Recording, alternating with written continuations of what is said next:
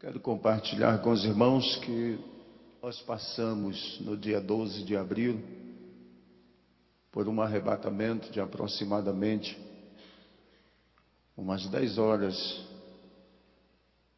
em que, enquanto a minha família sofria, lutando e questionando com a medicina, eu estava lá com o Senhor. Minha esposa ficava preocupada, dizia: você não come, você só janta às 6 horas, entra para o quarto, ora e começa uma nova etapa. E isso era de domingo a domingo. Tinha dias na semana que eu saía para uma congregação a 10 quilômetros da cidade, eu passava 3 dias lá, alojado dentro daquele templo, orando e chorando, dizendo: Deus, o que é que o Senhor quer comigo? Eu ainda não consegui entender o que o Senhor quer falar comigo, o que o Senhor quer fazer comigo. Orava, quando não conseguia falar nada, pelo menos eu conseguia gemer, e só Deus sabia a preocupação que estava dentro de mim. Na segunda-feira minha esposa chegou no quarto, olhou para mim e disse: eu vou mandar chamar os obreiros para te levar ao médico. Me levaram, o médico conversou comigo algumas horas, saiu lá fora e conversou com o presbítero irmão Jádio, e o presbítero irmão Boanerges disse: olha, o pastor de vocês está muito preocupado. A igreja não está devendo, vocês não estão endividados, não tem coisa assim que preocupa. Ele disse: não, está tudo bem, pastor Evandro sempre mantém as coisas no seu devido lugar, tudo em ordem, está tudo bem. Ele disse: mas ele tem uma preocupação. Aí o presbítero irmão Jairo olhou para o médico e disse: olha, mas ele não fala nem para a esposa dele o que é. Ele voltou e disse: olha, amanhã o senhor retorna comigo, eu vou fazer um eletro do seu coração, fazer alguns exames e ver como que está a tua saúde. Fez todos os exames e disse: está tudo bem, o senhor não tem nada. Mas na quarta-feira, na terça-feira à noite ainda, era 5 horas da tarde, eu liguei para o copastor da igreja e disse: avisa pastor Fagundes para ministrar a palavra, porque eu não vou ao culto esta noite. Mas quando foi 6 horas que eu entrei para o quarto, esperando às 6:30, que eu fui entregar o meu jejum ao Senhor, o meu sacrifício, para tomar um banho, o Senhor disse: tu vais à minha casa, e tu has de exortar os meus filhos à pureza do corpo e à santidade da alma e do espírito.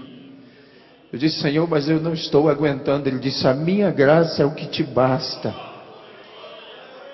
E eu entrei para o banheiro, tomei um banho, já saí do quarto de terno. A minha esposa resolveu, e a igreja disse: vamos, arruma as crianças. Fomos ao culto. Comecei a ministrar às 8 horas. Quando nós conseguimos sossegar, que Deus encerrou de me usar naquela noite, já era 11:30 da noite novamente. Quando terminou o culto, os irmãos saíam me cumprimentando e dizendo: pastor, parece que Jesus já vai arrebatar a igreja. Os nossos cultos estão sendo uma bênção, nós não temos nem vontade de voltar para casa. E eu fui para casa aquela noite e falei: Senhor, me deixa descansar, porque eu não estou aguentando mais. Mas ele disse: não, tu precisa orar ainda esta noite.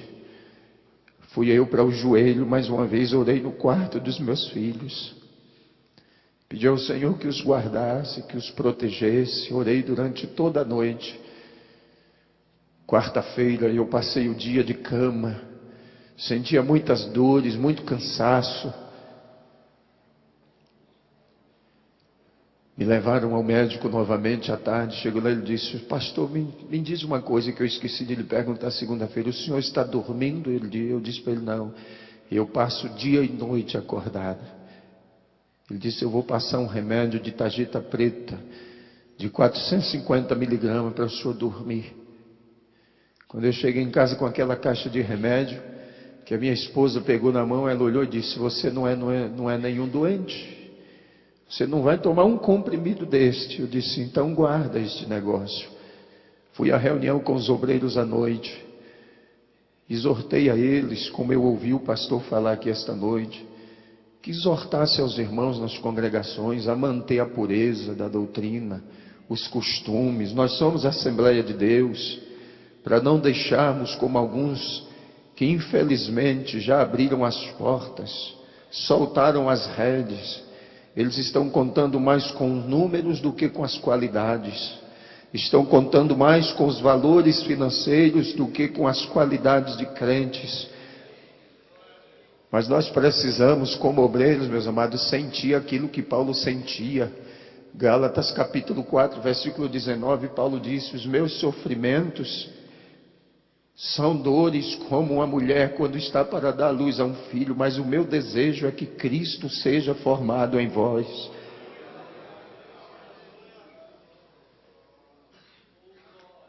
Terminou a reunião, lá eu tenho um ancião, um presbítero por nome Antônio Moreira. Ele me abraçou chorando e disse: pastor, por que o senhor não diz o que está acontecendo? E eu abracei ele e disse: depois o senhor vai saber, não se preocupe não. Fui para casa, pedi: Senhor, me deixa dormir. Ele disse: não, esta é a última noite que tu vais passar em oração. Eu comecei a orar. 4 horas da manhã eu não aguentava mais, minha cabeça doía muito. Eu pedi: Senhor, me deixa dormir. E eu fui para minha cama, deitei, dormi aquele sono tão profundo. Mas às 6h30 minha esposa me chamou e disse: está na hora de levantar. Eu disse para ela: eu não vou levantar não, minha cabeça está doendo. Ela disse: mas você disse que ia buscar o leite na fazenda do presbítero irmão Gracildo. Eu disse: mas eu não vou não, não estou bem, minha cabeça dói muito. Ela disse: eu vou levar a Evelyn no colégio, daqui a pouco eu volto.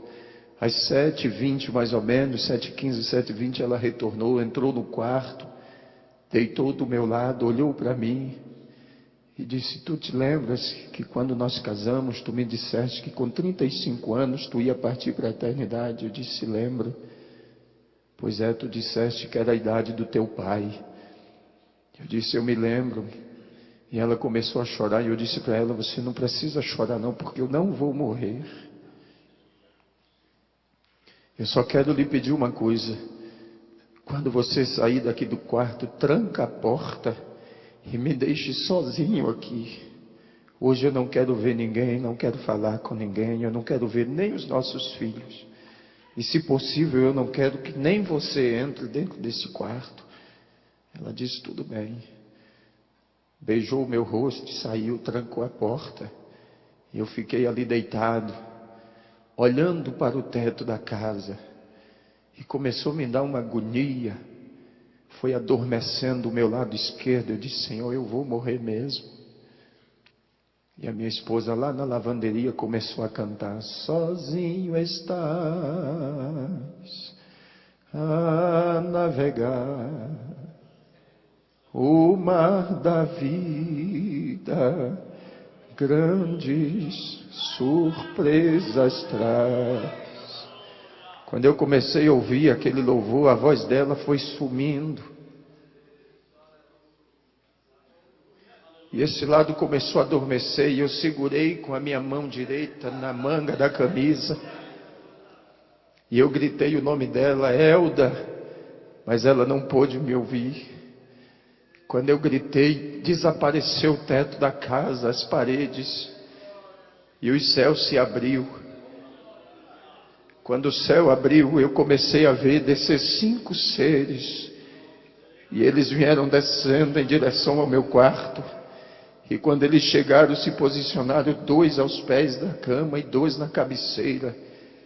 E o outro veio e me pegou assim pelas costas, e me levantou assim e disse: chegou a hora, você vai comigo agora. E começou a subir. Eu vi o meu corpo em cima da cama, e ele começou a subir comigo, e eu vi aqueles anjos lá em volta da cama. E eu vi quando chegou o diácono, o irmão Joás, e o cooperador, irmão Vidal. E naquele momento, eles disseram: nós viemos aqui falar com o pastor, com urgência.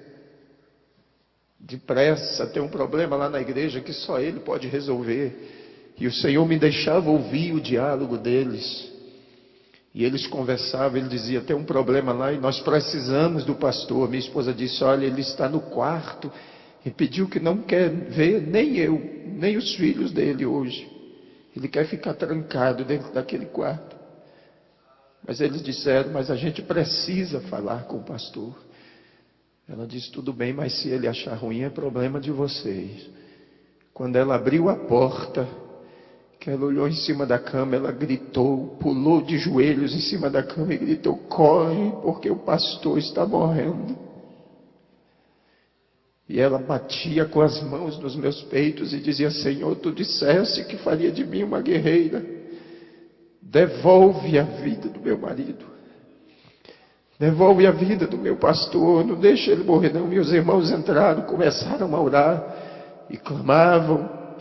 Pediam: Senhor, devolve a vida do pastor. Ele não pode morrer.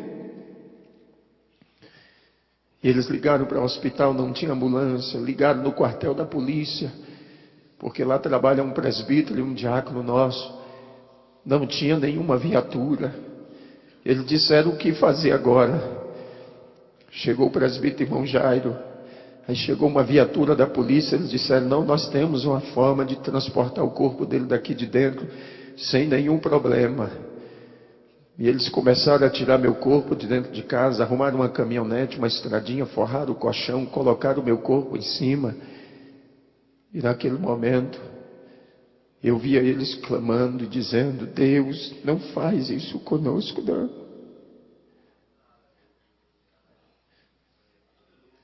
E eu olhei e disse: Senhor, por que tu deixaste aqueles anjos lá? Ele disse: eles vão cuidar do teu corpo até tu voltares. E eles saíram, levaram o meu corpo para o hospital. Quando entraram no hospital, o médico olhou assim, balançou a cabeça e disse: aqui não tem mais jeito não. Mas mesmo assim colocaram balão de oxigênio, colocaram soro e começaram a aplicar injeções e mais injeções. E eu via tudo aquilo. Tiraram do pronto-socorro, levaram para um quarto.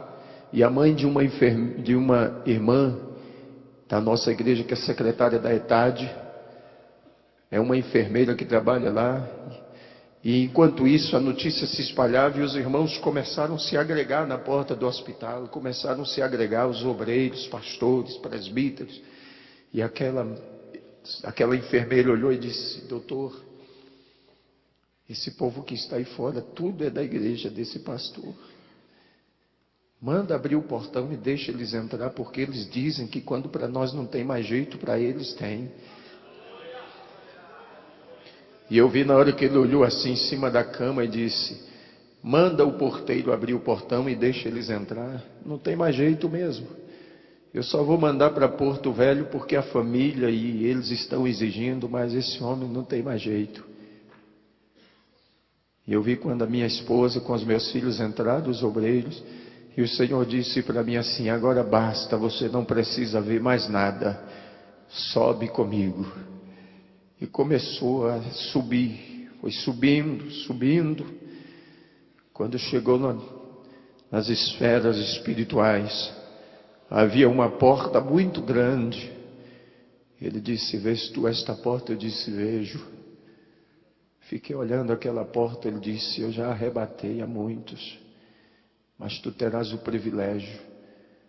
Esta porta aqui é a porta que dá acesso à sala das bodas do Cordeiro. A porta abriu e ele começou a entrar comigo e caminhar. No centro daquela sala havia uma mesa muito extensa, parecia não ter fim, e muitas cadeiras arrumadas em volta dela. E o que eu achei mais interessante é que os irmãos que já partiram para a eternidade estavam sentados lá, lado a lado, como os irmãos estão aqui. Ladeado um ao outro, havia uma paz, uma tranquilidade, um sossego naquele lugar. E ele foi caminhando comigo, caminhando. Eu posso descrever alguns irmãos, como alguns obreiros que trabalharam comigo, eu sepultei eles. Mas posso fazer menção do pastor Bernardo Jones, pastor Eurico Bergs, Daniel Berg Gunaving, que eu conheci por foto, mas pude vê-los lá. Eu poderia descrever muitos irmãos que eu vi lá. Mas chegou um dado momento da caminhada que ele parou, e um daqueles seres que estava sentado ficou em pé, olhou para mim e disse: a última vez que eu te vi, tu eras uma criança. E eu fiquei olhando. E a minha mãe tinha uma dúvida acerca do meu pai. Porque quando ele partiu para a eternidade, ele tinha 2 meses que tinha reconciliado. E quando aquele ser ficou em pé, o Senhor disse para mim: este aí é o teu pai. Está aqui comigo. Tua mãe, teus irmãos e você ficavam pensando, mas ele está aqui. E continuou caminhando comigo. Meus amados, parecia uma caminhada que não teria fim mais. Aquela mesa era muito extensa, muito longa. Mas quando chegamos no final da mesa, havia um cortinado muito grande. E ele atravessou aquele cortinado comigo. Quando atravessamos aquela cortina, havia uma outra porta. E ele disse: vês tu esta porta também? Eu disse: vejo. Ele disse: esta porta é a porta que dá acesso ao trono do Pai. E eu pedi: então abre, me deixa ver. Ele disse: não pode. Ainda não chegou a hora. E quando ele disse isto para mim, ele disse: volta comigo. Quando nós entramos na sala de volta, ele disse: olha para a mesa. E eu olhei e a mesa não tinha nada em cima. Muitas cadeiras vazias. E o Senhor disse: sabe por que aquela porta ainda não pôde ser aberta? Eu disse: não. Isso é porque os outros ainda não chegaram. Eu quero que você olhe para o irmão que está aí do seu lado e diga para ele: falta você lá. A minha e a tua cadeira está lá.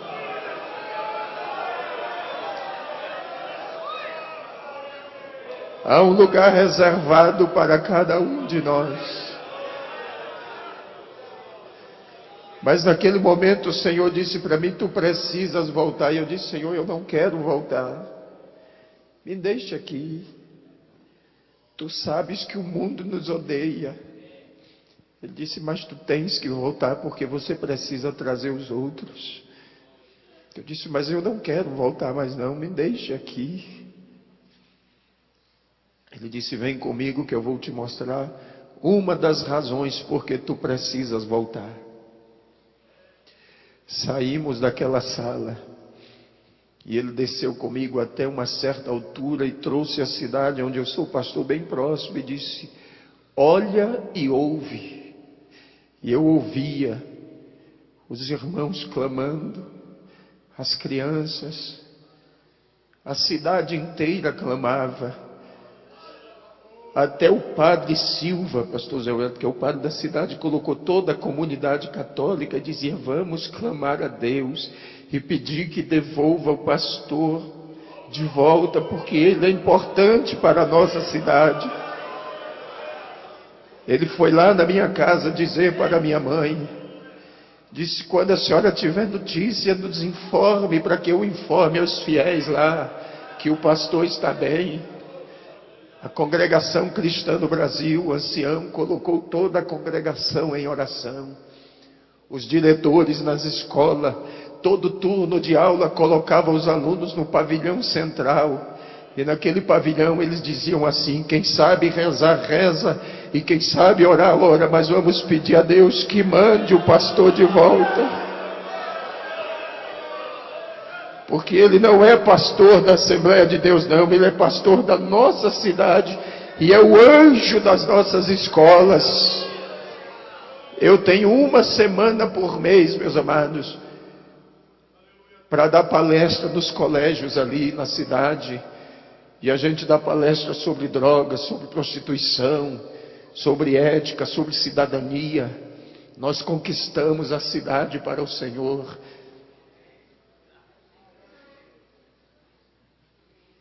E o Senhor disse: tu precisas voltar. E eu ouvia os irmãos clamar e dizia: Senhor, devolve o nosso pastor, porque ele é como um pai para nós.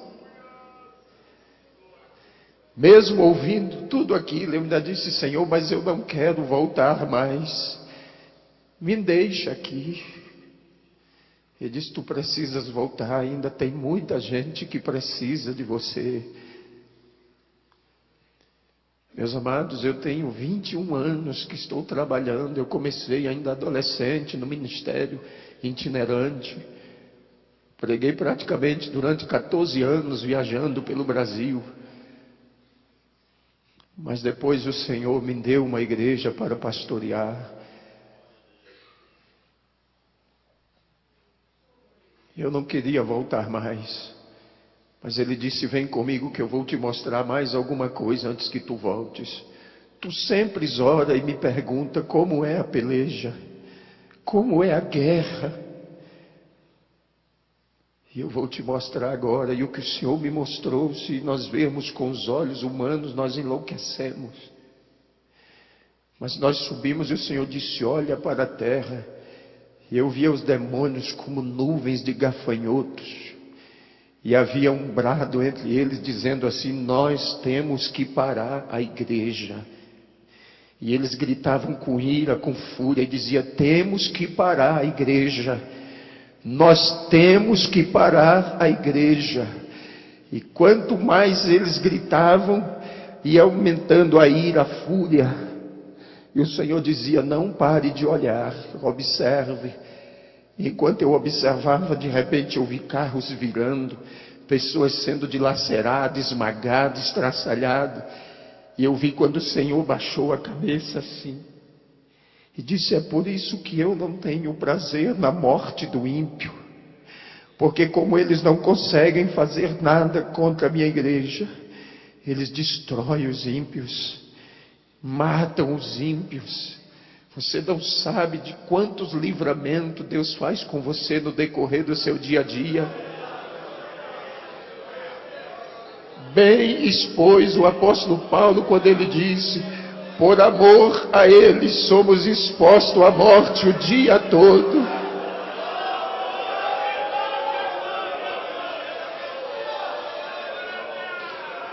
Ele não pode fazer nada conosco se não houver uma permissão de Deus. Se acontecer foi porque Deus permitiu, mas para que o nome dele seja glorificado. Mas enquanto aqueles demônios pelejavam, o Senhor disse: olha para a tua direita agora. Quando eu virei para a minha direita, eu vi aquela noiva que eu via no dia do casamento. Ela era enorme. E uma voz vinha por trás dela dizendo assim: ela vai triunfante. Ela vai triunfante. Xaracandarabassuideremandas. Recais, uidemandas.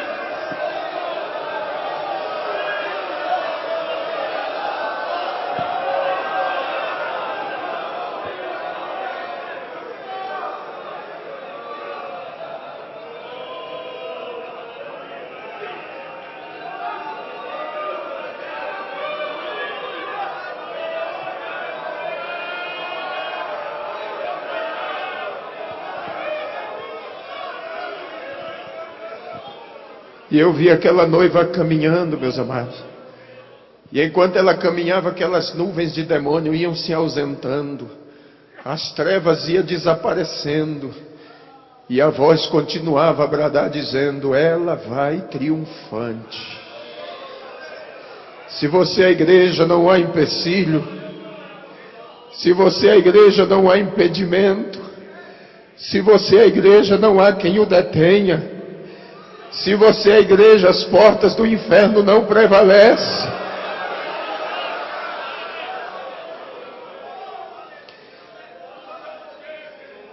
Esses dias atrás, um pastor, amigo meu lá de Rondônia, ligou para mim, pastor Zé Wellington, e disse: pastor, eu disse para as irmãs que podia cortar o cabelo a partir de agora, e elas estão cortando o cabelo bem em cima assim.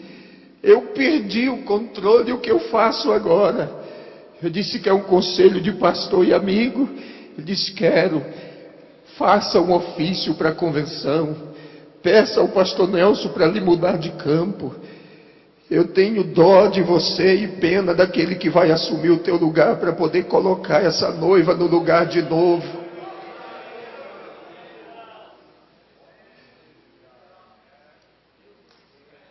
Mas enquanto aquela noiva caminhava, meus amados, e aquela voz dizia que ela vai triunfante, o Senhor me mostrou uma escadaria de um mármore finíssimo, e ela estava a um passo daquela escada, e o Senhor disse: vês tu aquela escada? Eu disse: vejo.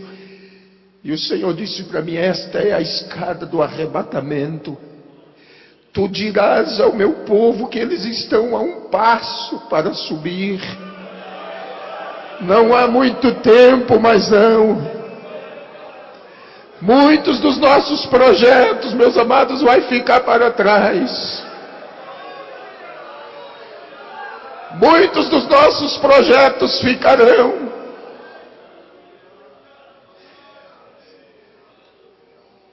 Mas o Senhor disse para mim: vem comigo. Subiu mais um pouco e disse: olha para a terra agora. E eu olhei. E o Senhor me disse: vês tu esta geração? Eu disse: vejo. E o Senhor disse: esta é a geração perversa e maligna. E não haverá outra depois desta, não. Esta é a geração da grande tribulação. E naquele momento eu questionei e disse: Senhor, e os nossos filhos que estão entre eles? E o Senhor disse: os filhos dos meus servos, você vai dizer para eles que os filhos deles são meus. Eles são como luzeiros no meio das trevas. Mas eu questionei e disse: mas muitos dos filhos dos teus servos estão desviados. E o Senhor disse: tu dirás para eles que os filhos deles são herança minha, e o que é herança ninguém toma. O que é herança é propriedade, tem dono. Satanás pode até morar, meu filho, mas na hora que o Senhor disser desocupa, ele tem que desocupar, porque a casa é dele. Ele fez, foi para ele morar.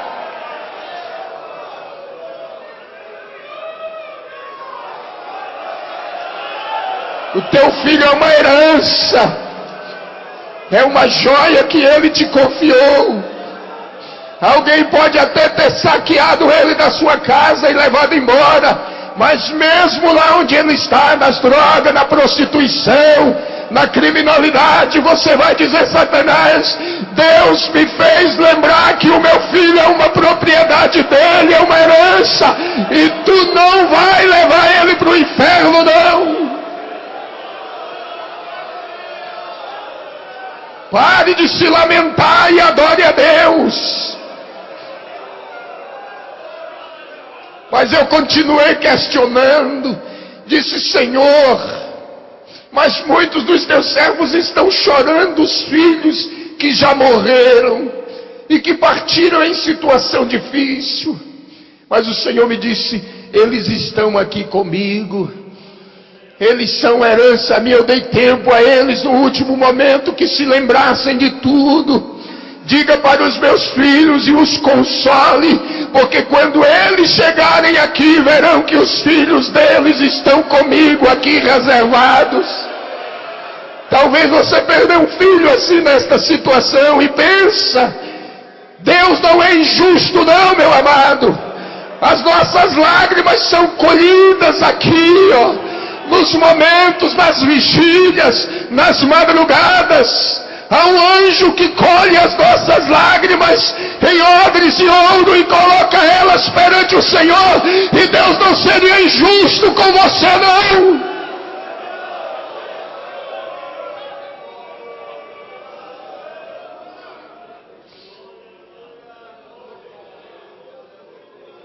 Reclamas, huracanderessa queindera. Hunai cantui de nequecia, ela machofonogocia negues. Naquele momento eu disse: Senhor, tu sabes que eu estava de malas prontas para ir à convenção. E não somente eu, como os demais pastores, Senhor, estamos preocupados com esta eleição. Mas o Senhor disse: vem comigo. E eu vou te mostrar tudo antes que aconteça. E o Senhor me trouxe aqui sobre o centro de convenções do AMB. Eu vi as tendas armadas, a multidão que entrava e saía, gente de todo tipo. E o Senhor disse: você vai ouvir e vai ver tudo que vai acontecer antes que aconteça.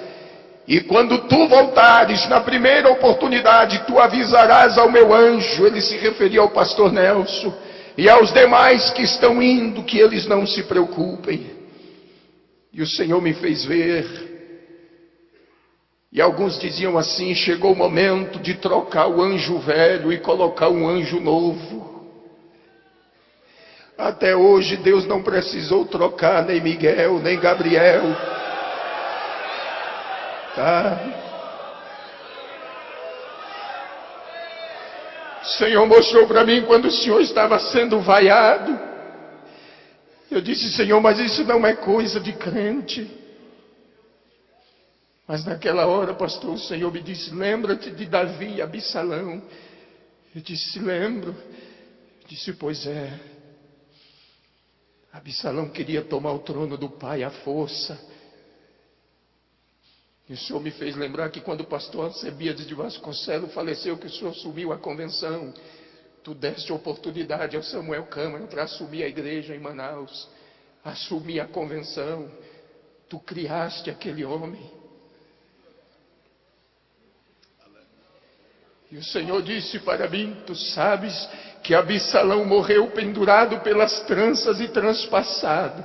E eu vou tratar duramente com Samuel Câmara e com aqueles que se aliaram a ele. E naquela hora, pastor Zé Wellington, eu disse: Senhor, tenha misericórdia. O Senhor disse: tenho misericórdia de quem me apraz em ter. O momento agora não é de misericórdia, não. O momento agora é o momento da minha igreja. O que está em jogo é a minha igreja. É o nosso tempo, é a nossa hora. É o tempo da igreja, meus amados. Tem muita gente querendo arrancar os marcos que foram fincados há quase 100 anos atrás. São 96 anos de marcos fincados. E não seria agora que Deus nos faria descer à sepultura. E o Senhor disse para mim: será um marco histórico. E tu dirás aos meus servos. E disse para mim: pastor José Wellington é um homem segundo o meu coração. Eu o escolhi. Fui eu. Mas a gente via como o Senhor esteve lá em Porto Velho na nossa reunião. Eu estava lá. Nós víamos o desânimo no rosto dos nossos pastores em Rondônia. O Senhor esteve lá, o Senhor viu isto. A tristeza do coração do pastor Nelson, o desânimo. Mas quando o Senhor disse para mim: José Wellington já está reeleito, eu disse: Senhor, é impossível. Ele disse: é impossível aos homens, mas para mim não.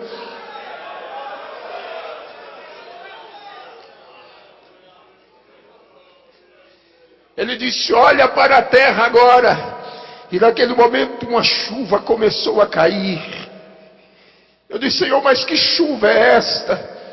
Ele disse: esta é a minha graça que eu estou derramando sobre o meu povo. E eu vou renovar a mente deles e o coração e vou trazê-los de volta de novo. Eu vou trazê-los de volta ao princípio, ao começo. Chega de lamento, meus amados, de ficarmos reclamando. O Senhor mandou eu dizer por onde eu passar que agora chegou o tempo da igreja. É o nosso tempo, é a nossa hora. É o nosso momento. Temos que triunfar. Temos que ocupar o nosso espaço. Temos que ocupar os nossos lugares. Tem muita gente querendo parar a nossa caminhada. Mas o Senhor disse para mim: diga ao meu povo que agora é a hora da minha igreja. É o nosso tempo. E aquela chuva ia se derramando.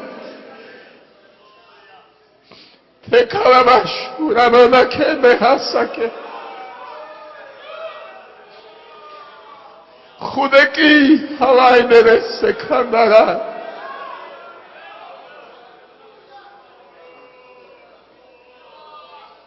O Senhor disse: vamos voltar. Voltamos quando chegamos em Rondônia. O Senhor parou comigo sobre o nosso centro de convenções em Cacoal e aquele prédio ardia em chamas. E eu disse: Senhor, o que é isso? Ele disse: é a minha glória presente aqui. Ele disse: olha por trás do prédio agora. E quando eu olhava por trás do prédio, havia uma nascente de água. E aquela nascente começou a se transformar em um rio. E atravessou o estado do Mato Grosso, o estado de Goiás. Entrou pelo Mato Grosso do Sul, Paraná. Entrou pelo Rio Grande do Sul, Santa Catarina, e veio atravessando os estados. Eu disse: que rio é este? O Senhor me disse: este é o rio das águas cristalinas. O meu povo cansou de beber águas sujas. Chegou o tempo de saciar a sede dos sedentos. E aquele rio caminhava. E o Senhor me disse: lembra-te que em 92 eu fiz uma promessa no Congresso dos Gideões em Camboriú. Eu disse: me lembro. Quando eu usei o meu servo Gesiel Gomes, eu disse: lembro. Quem esteve lá vai se lembrar disso. Se não me foge a memória, foi no ano de 92. Quando o pastor Gesiel Gomes ministrava, ele disse: o pastor de Rondônia, lá de Porto Velho, o pastor Joel Rodo, se levantou. Ele olhou e disse: vocês da região norte são os responsáveis pelo grande avivamento que o Senhor vai derramar no Brasil e no mundo.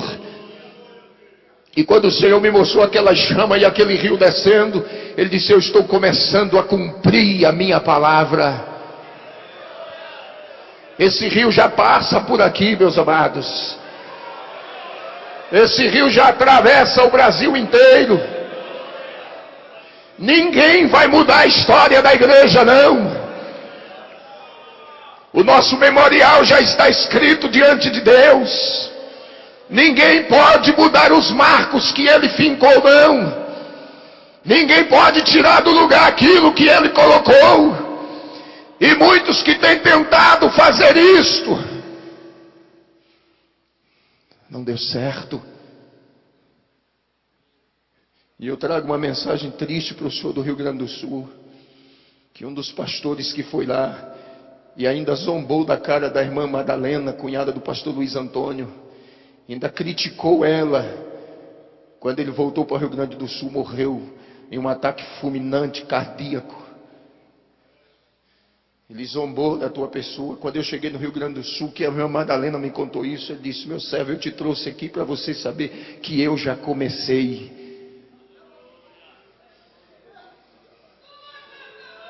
Nosso Deus é fiel.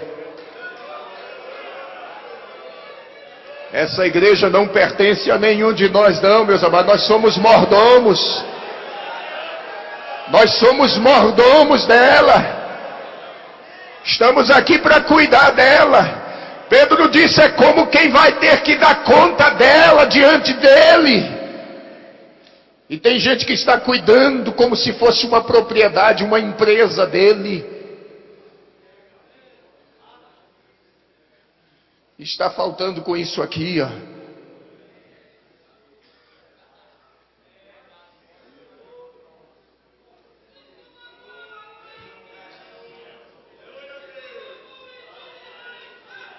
Está faltando com isso aqui, ó, compromisso. Um dia eu estava orando e queria entender o que era o ministério pastoral. E quando eu cheguei em Efésios capítulo 4, estudei muito, fiz teologia, aprendemos tanta coisa, mas um dia eu estava orando e o Senhor disse para mim, eu estava naquela iminência de entregar a igreja para a convenção, e naquela ocasião o Senhor disse para mim: por uma acaso eu te dei alguma igreja? Eu disse: não. Disse: mas eu dei você para ela, você é dela. Você entendeu? Eu dei Ele deu para a igreja. Ele deu você. Nós não temos igreja não, meus amados. Hoje nós estamos pastoreando, amanhã não estamos mais. Chega o momento, porque é Ele quem dá e é Ele quem toma. E aí o Senhor disse, leia lá que você vai descobrir que você não é dono dela. Eu não dei ela para você não, mas eu dei você para ela e é ela quem cuida de você.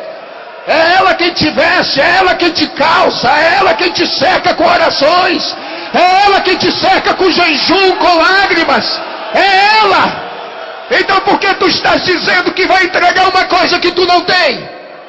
E se você está aqui esta noite, talvez dizendo, só vou trabalhar mais este ano, vou entregar o setor, vou entregar o campo, você não tem igreja, mas ela tem você. Ela te tem, ela te possui. E o Senhor me fez entender isto. Ele disse, eu dei você para a igreja. Você é uma propriedade dela. Agora só tem uma coisa, você tem que cuidar dela também. Cuide. Chegou o momento que eu tive que voltar, mas eu questionava, não me deixa voltar não. Porque lá é muito especial.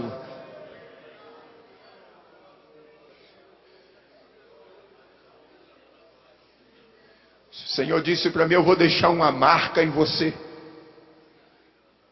Eu vou deixar uma marca. E eu disse, Senhor, como será esta marca? Tu saberás depois. Só que eu vou usar as tuas mãos como médico no meio do meu povo. Mas agora você precisa voltar. E o Senhor desceu comigo de volta.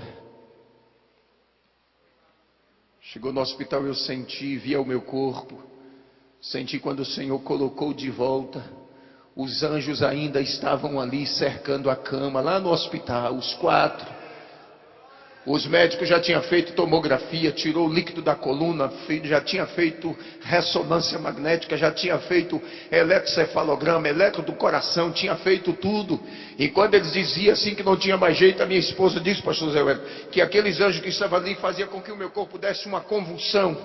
O sangue subia dos pés para a cabeça, roxeava tudo, e o médico dizia, agora morre. E aí paralisava tudo de novo.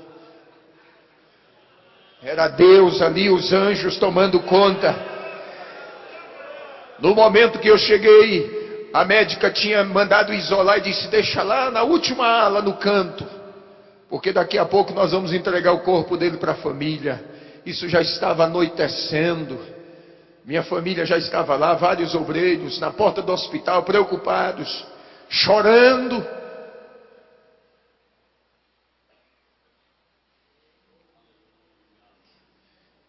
E quando eu voltei, a médica já tinha ido embora, já tinha entrado outro médico de plantão. Quando eu voltei, ele chegou perto de mim, olhou e disse, está tudo bem? Eu disse, estou bem. Ele disse, manda chamar a família dele. Minha mãe entrou, segurou na minha mão, chorando. Eu olhei para ela e disse, eu não queria voltar mais. Ela ficou olhando para mim, eu disse, eu não queria voltar mais. Eu estive lá, Ele me levou lá. Eu vi o meu pai. Aí ela regalou os olhos assim, eu disse, a senhora pensa que eu estou delirando, mas eu não estou delirando não, estou lúcido. Eu estou lúcido. Tiraram daquela ala, me levaram para um quarto. Quando eu estava lá no quarto, entrou um rapaz e ficou passando a mão no meu braço assim, olhando para mim, chorando. Depois de alguns minutos ele saiu e foi embora. A junta médica chegou composta de 6 médicos. Meu irmão disse que era 5, mas eu vi entrar 6. E um deles ficou nos pés da cama onde eu estava. E o doutor Paulo Zene, que estava, o neurologista que cuidava do caso, e a equipe médica, e eles começaram a dizer, olha, para mim o caso dele é esse, ele vai ficar com sequelas assim. E o médico que estava bem no pé da cama estendeu a mão assim e disse, olha, não acredite em nada do que eles estão dizendo, porque a tua vida está nas minhas mãos. E aquele médico saiu e foi embora. Aí minha família ficou preocupada e disse: não, nós temos que tirar ele desse hospital aqui, vamos mandar para um hospital particular. Chegou comigo no hospital particular. Quando cheguei lá de noite mesmo, uma senhora estava lá há quase 90 dias, o marido dela estava internado, fazendo um tratamento. Havia um buraco nas costas dele, desse tamanho assim, ó. Uma ferida. E a esposa dele entrou lá no quarto, começou a falar com a minha esposa, contar a situação do que estava passando. E naquela hora o Senhor disse para mim assim: estende a tua mão para ela. E eu estendi. Quando ela segurou na minha mão, eu disse: Deus abençoe a senhora. E ela saiu do quarto chorando. Dormimos aquela noite. Amanheceu, a enfermeira foi lá no quarto fazer o curativo. Quando tirou todos aqueles aparatos do curativo, a enfermeira deu um grito. Quando ela gritou, ela disse: o que aconteceu? Só tem uma casca da ferida desse tamanho assim, nos esparadrapos. Aí a mulher do homem olhou e disse: foi aquele pastor que está lá no quarto 13. Ele me abençoou ontem, eu trouxe a bênção e Jesus curou meu marido. Saiu correndo, deixou a enfermeira, invadiu meu quarto às pressas, sentou na beira da minha cama e disse: muito obrigado. Eu disse: o que foi que aconteceu? Eu disse: o Senhor me abençoou ontem e Jesus curou meu marido. A ferida fechou. Os médicos já tinham desenganado ele. A ferida fechou. E quando eu sair daqui com meu marido, eu vou direto para a igreja me reconciliar e vou dizer que Deus é maravilhoso. Naquele dia Jesus salvou 12 enfermeiras naquele hospital. Uma entrava e a outra saía, e Deus me dava a palavra e eu transmitia, e elas se ajoelhavam na beira da cama e eu orava ali com aquele soro no braço, injeções e mais injeções, e Deus me usando ali.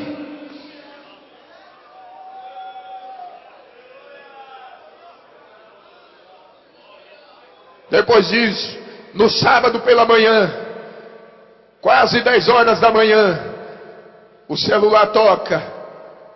Pastor Geraldo Barbosa, tesoureiro da nossa convenção em Rondônia, de viagem para São Paulo, para a convenção geral, ligou e disse: irmã Elda, como é que está o pastor Evandro? Ela disse: está bem. Posso falar com ele? Pode. E aí ele me deu, minha esposa me deu o telefone. Ele disse: Pai do Senhor, meu filho, estás bem? Eu disse: estou melhor agora. Agora é que eu estou bem mesmo. Aí ele disse: eu precisava muito falar com você. Eu disse: não, meu senhor não precisa falar comigo, eu que preciso falar. Você está indo para a convenção, o pastor Nelson está no ônibus. Ele disse: não, ele decidiu, vai de avião. Eu tenho uma mensagem de Deus, coloca o teu celular no Viva Voz para os irmãos que estão com você aí, os pastores no ônibus. Ele disse: já coloquei. Eu disse: me escute, o que eu passei não foi uma crise de enfermidade, eu não estou doente. O Senhor me arrebatou, Ele me levou até São Paulo, ao centro de convenções, aonde vocês estão indo, e me mostrou tudo que o pastor José Wellington vai passar lá, toda a dificuldade. Mas o Senhor mandou eu dizer para vocês que o pastor José Wellington é um homem segundo o coração dele, para vocês não temerem, porque ele já está reeleito. O Espírito de Deus tomou os irmãos dentro daquele ônibus. Eles foram renovados, se alegraram. Mas quando eles chegaram lá na segunda-feira, pastor Geraldo me ligou triste e disse: pastor Evandro, o que Jesus falou com o senhor não é verdade não. O coração esfriou, a fé desanimou e eles pararam. Mas quando ele me ligou, eu disse: a convenção está começando, meu filho. O resultado vem no final. E quando você tiver o resultado, ligue para mim. Quando ele teve o resultado na sexta-feira, foi na sexta-feira à noite. Quando saiu o resultado, ele ligou e disse: pastor Evandro. Eu disse: que foi? Ele disse: é verdade. Falei: é verdade o quê? O nosso chefe foi reeleito. Eu comecei a falar em línguas estranhas lá de Rondônia e ele aqui em São Paulo. Eu lá em Rondônia, ele aqui em São Paulo. Minha esposa disse: para, porque senão você vai dar uma crise. Eu disse: que dá crise coisa nenhuma. Para crente não existe crise não. Enquanto o mundo grita que está em crise, a igreja grita que está em Cristo. Para a igreja não existe crise econômica, não existe crise social, não existe crise moral, não existe crise política. A igreja sempre está gritando: nós estamos em Cristo. Para nós não existe crise, existe Cristo. E eu estou feliz de ter vindo aqui esta noite, de ter estado ontem, porque o Senhor disse que me traria aqui, pastor Zé Wellington. E o Senhor levou o pastor Luiz Antônio para pregar numa festa, numa cidade vizinha nossa. E quando ele soube do que tinha acontecido, ele disse: Rio Grande do Sul precisa saber disso, moço. E eu vou te levar lá. E quando ele disse que me levaria lá, eu disse para ele: eu tenho um grande desejo no meu coração e eu preciso estar com o pastor José Wellington. Ele disse: eu já faço a tua agenda, do Rio Grande do Sul tu voa para São Paulo. Está de acordo assim? Eu disse: amém.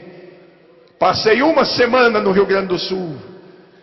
E se vocês ligarem lá, vocês vão ouvir da boca do pastor Luiz Antônio e dos irmãos lá, quantos milagres Jesus fez.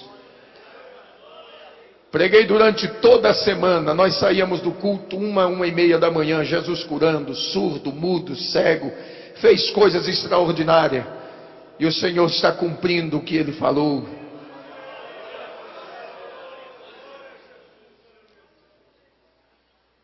E eu estou viajando pelo Brasil afora.